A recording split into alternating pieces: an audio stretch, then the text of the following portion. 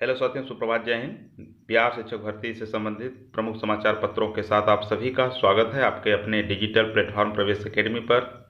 बिहार शिक्षक भर्ती से संबंधित जो भी प्रमुख न्यूज है वो आप सबके बीच रखने का पूरा प्रयास करेंगे। चैनल पर नए हों तो सब्सक्राइब कर लीजिएगा, वीडियो को अपने दोस्तों के साथ शेयर अवश्य करिएगा। इस वीडियो में एंड तक बने रहिएगा। आइए स्टार्ट करते हैं। 4 लाख नियोजित शिक्षकों को राज्यकर्मी का दर्जा जल्द। तो राज्यकर्मी का दर्जा देने की बात तो सरकार कह ही रही है, लेकिन विरोध इस बात का हो रहा है कि जो सक्षमता परीक्षा लेने की बात ये बिहार सरकार और शिक्षा विभाग कर रहा है, ये परीक्षा न देना पड़े, लेकिन देनी होगी परीक्षा। प्रस्तावित नियमावली तैयार, तो प्रस्ताव के लिए जो भेजी गई है नियमावली, उसमें जो है ये पूरा प्रस्तावित है कि एक सक्षमता यानी छोटा सा एक परीक्षा दे करके जितने भी नियोजित शिक्षक हैं वो आपके 7th फेज बहाली में जो हो गए हैं वो तो हो ही गए हैं, जो नहीं हुए हैं उनको राज्यकर्मी का दर्जा दे दिया जाए। अगर जो इस बहाली में नियुक्ति पा गए हैं तो उनको जो है सबसे पहले ये अपना नियोजित वाला जो है यहाँ से रिजाइन देना होगा, त्यागपत्र देना होगा, इसके बाद ही वो वहाँ नियुक्ति पत्र लेंगे। तो ये सबसे बड़ी दिक्कत इस बात का है, अगर नियोजित शिक्षक ये छोड़ते हैं, नई बहाली में जाते हैं, तो उसके लिए उनको विद्यालय दूर आवंटन होगा।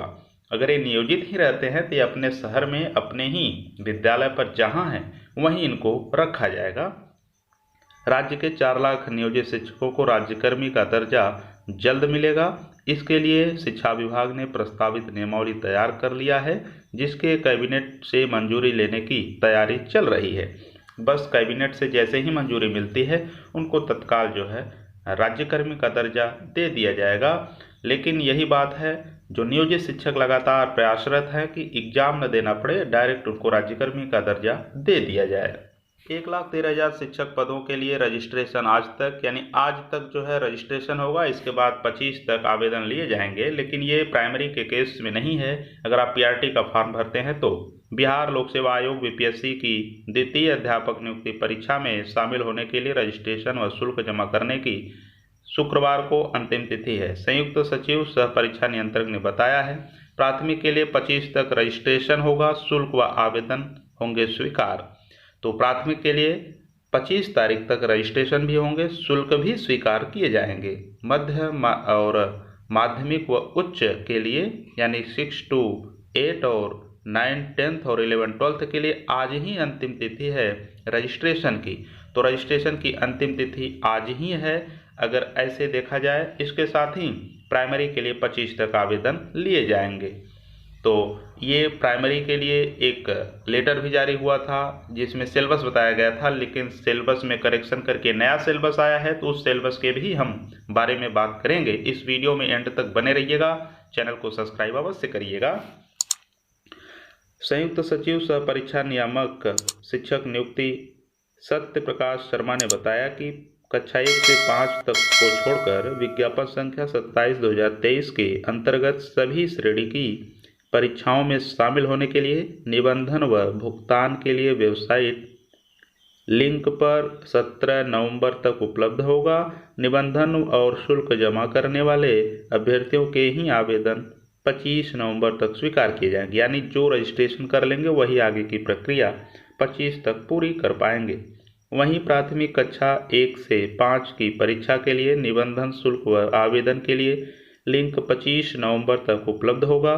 पहले चरण की रिक्त सीटें और SC/ST विद्यालयों की नियुक्तियों को देखते हुए अगर ये देखा जाए तो टोटल जो है ये आपका 1,22,016 सीटों पर प्राथमिक, मध्य माध्यमिक व उच्च माध्यमिक विद्यालयों में शिक्षकों की नियुक्ति होनी है। साथ में 10 दिसंबर तक परीक्षा होगी, तो 10 दिसंबर तक परीक्षा कराने की तैयारी चल रही है। इधर बीपीएससी ने कक्षा 1 से 5 की शिक्षक नियुक्ति के लिए परीक्षा का संशोधित पैटर्न और सिलेबस जारी किया है, जिसमें हमने बताया कि 2 पार्ट में हिंदी को, यानी एक तो क्वालिफाइंग, दूसरी 80 नंबर का हिंदी जारी कर दिया था सिलेबस में। अब सिलेबस किस प्रकार से ये लोग बनाते हैं अब यही जाने, इतनी बड़ी मिस्टेक। तो संशोधित पैटर्न जारी किया प्रथम चरण की नियुक्ति में शामिल 800 से अधिक अभ्यर्थियों को नोटिस जारी कर 30 नवंबर तक जवाब मांगा है। इसमें 751 वैसे अभ्यर्थी हैं जिन्होंने बगैर शपथ पत्र के आपत्ति दर्ज कराई थी तथा 51 वैसे अभ्यर्थी हैं जो गलत प्रमाण पत्र अपलोड कर दिए थे। और शामिल जितने भी परीक्षा में सफल अभ्यर्थी हैं सभी दस्तावेज सत्यापन में पकड़े गए हैं। तो इतने जितने 851 हैं ये डीबी में पकड़े गए हैं। इनको कारण बताओ नोटिस कहिए या इनको ये कहा गया है कि इस पे आप जवाब दीजिए कि ऐसी गलती आपने क्यों किया। अब इनके जो है नियुक्ति पत्र भी रद्द कर दिया जाएगा, ऐसा हमें अनुमान है। और ऐसा ही होगा, जब जरा सा भी गड़बड़ी मिलेगा तो उनको जो है वंचित कर दिया जाएगा। शिक्षा विभाग सरकार से मंजूरी लेने की तैयारी में। सक्षमता परीक्षा में उत्तीर्ण होने पर मिलेगा दर्जा। तो बिना परीक्षा का राज्यकर्मी का दर्जा नहीं मिलेगा, ये सरकार और शिक्षा विभाग का कहना है। राज्यकर्मी बनेंगे नियोजित शिक्षक। नियमावली तैयार है, लेकिन जिस नियमावली से बगावत शुरू से ही करते आ रहे हैं नियोजित शिक्षक, वही सामने आने वाला है।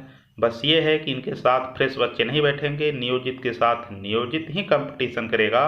और उसमें यह भी है क्वालिफाइंग मार्क रखा जाएगा, उसमें किसी से आगे निकलने की बात नहीं है।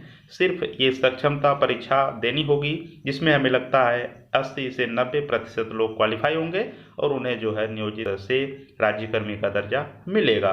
बीपीएससी से बहाल शिक्षकों के साले वेतनमान मिलेगा। जितने भी लोग बीपीएससी से आए हैं उनके समान ही वेतन देने की पूरी तैयारी है। विशिष्ट शब्द हटाने की तैयारी, विशिष्ट शब्द भी हटेगा। शिक्षकों के आगे से जो विशिष्ट शिक्षक कहे जाते हैं। 1 लाख से अधिक सुझाव मिले हैं विभाग को। जिले के बाहर और अंदर स्थानांतरण की होगी सुविधा। तो इसमें जो है स्थानांतरण आराम से हो जाएगा। शिक्षक भर्ती 1ली से 5वीं कक्षा का पाठ्यक्रम जारी। बिहार लोक सेवा आयोग बीपीएससी ने 1ली से 5वीं कक्षा का संशोधित पाठ्यक्रम जारी कर दिया है। यह सिलेबस बिहार लोक सेवा आयोग की वेबसाइट पर उपलब्ध करा दिया गया है। सामान्य स्कूलों के 1 से 5वीं कक्षा के अलावा SC/ST कल्याण विभाग के 1 से 5वीं का संशोधित सिलेबस अपडेट कर दिया गया है। परीक्षा 150 अंकों की होगी। इसके लिए 2.5 घंटा का समय निर्धारित किया गया है। मालूम हो कि पहले भाग में 30 अंकों की परीक्षा होगी, वहीं दूसरे भाग में 120 अंकों की परीक्षा होगी। दोनों मिलाकर 1 से 5वीं कक्षा में 10,000 से अधिक सीटें हैं। कक्षा 1 से 5वीं कक्षा के लिए आवेदन और पंजीयन की प्रक्रिया जारी है। परीक्षा नेगेटिव मार्किंग की नहीं होगी। परीक्षा में किसी भी प्रकार का नेगेटिव मार्किंग नहीं होगी। लेकिन मैं आपको बताता चलूँ, जो सामान्य अभ्यर्थियों के लिए सीटें हैं 1088 सीट हैं। पहले ये भी सीट दिव्यांग के लिए आरक्षित थी, लेकिन अभी इसको अनारक्षित श्रेणी में रख दिया गया है। वहीं ये भी ध्यान रखना है कि सिर्फ फॉर्म नहीं भरना है। 3 ही अटेम्प्ट हैं। जैसे ही आपका अटेम्प्ट खत्म होता है तो इस परीक्षा में अप्लाई करने से आप वंचित हो जाएंगे। किसी भी प्रकार का रिलैक्सेशन आपको नहीं मिलने वाला है। इसलिए पूरे होश और हवास के साथ ही फॉर्म भरें। जब पूरी तैयारी हो तभी भरें। परीक्षा फिर आपको देखने को मिल जाएगी। लेकिन अगर आपका जो है अटेम्प्ट चला जाएगा तो दोबारा आप अप्लाई नहीं कर पाएंगे। इसलिए ध्यान में रखते हुए तैयारी जब पूरी हो तभी आप अप्लाई करें। जय हिंद। मिलते हैं नेक्स्ट वीडियो में। चैनल पर नए हो सब्सक्राइब अवश्य करिएगा।